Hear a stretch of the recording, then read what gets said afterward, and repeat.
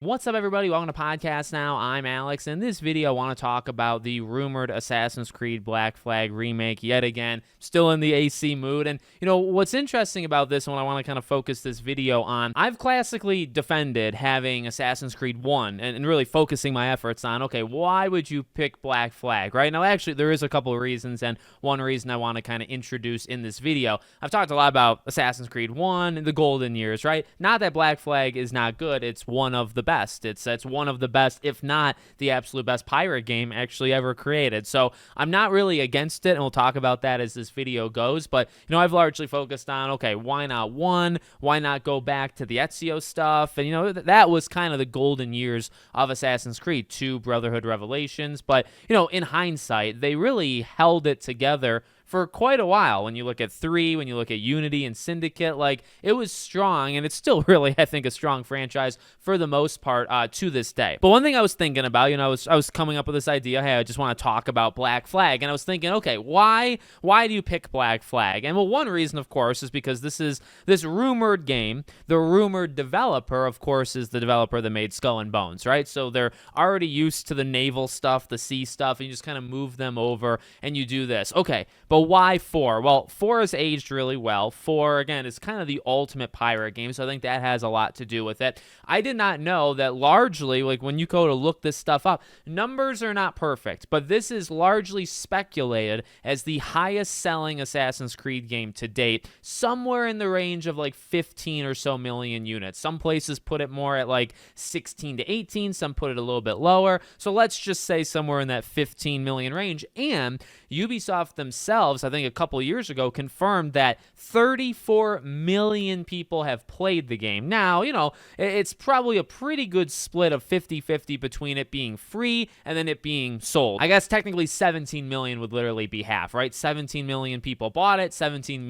million people got it in some other fashion, but it registered on Ubisoft. Now, to be honest with you, I did not know that. I didn't know that until this day. I might have even seen the tweet a few years ago, and I just completely blocked it from my mind. So, when thinking about, the future of Assassin's Creed, which we've talked about, a bit on this channel, future of Assassin's Creed, what do they do next? Like, what could kind of help them? What actually could not help them? I would actually kind of like to amend my past statements and say this might be a sneaky good idea, because is it really something that needs to be remade? No, not really. I mean, this is a game that's only, 12 years old.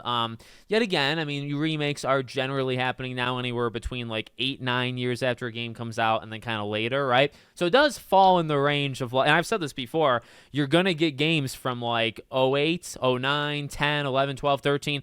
That's kind of the range we're in. We already had The Last of Us, amongst other things. You're going to get a lot of those games remade. So Black Flag definitely falls in that area. And, even, again, from the length perspective, it actually kind of makes sense. But, yeah, when you think about it, you kind of know. You kind of inherently know that this is a very popular game. This is a game that has been played by a lot of people. And it's aged remarkably well, obviously, even in terms of sales and player base. But it's also just aged well in people's heads, right? So to kind of just give Ubisoft, I mean, I guess the thing isn't announced yet. We haven't seen it yet. So there is a lot that can still go wrong. But to give them a little bit of credit before these things even start to happen, this is kind of a sneaky good idea. Although I would be very interested to go back to Assassin's Creed 1, to do 4, to do Black Flag, you're gonna have to like do something. Like when you remake it, you have to do something to it, right? But if you retain what made it special and you're only enhancing it, you're only making it better, this could be a very interesting, where I almost wonder, like,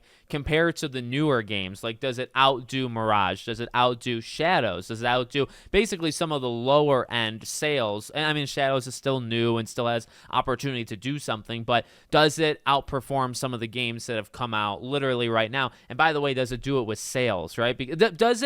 Does it basically beat this this narrative of like that Ubisoft, the Ubisoft like boogeyman in the room, right? Where people don't really want to buy from them, and there's obviously a lot of stuff said of Ubisoft.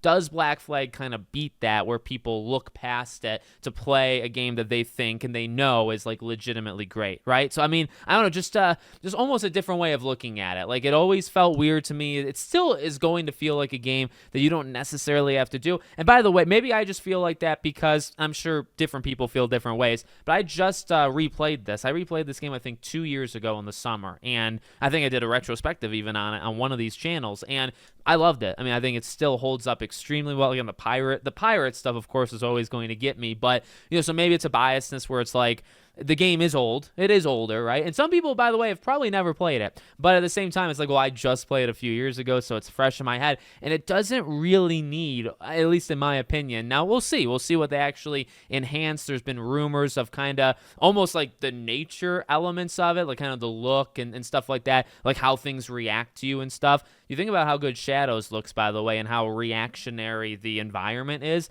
That would be freaking unreal to have in Blood. Because you think about one thing that Shadows, I think, does in terms of elite territory, you are running around, the setting around you or the environment turns, all of a sudden it's windy, all of a sudden you see all these bushes starting to blow, and all of a sudden it goes into like a rainstorm, right? How dynamic the weather is and just how beautiful that it reacts and works in Shadows is very good. And I want to give full respect to that.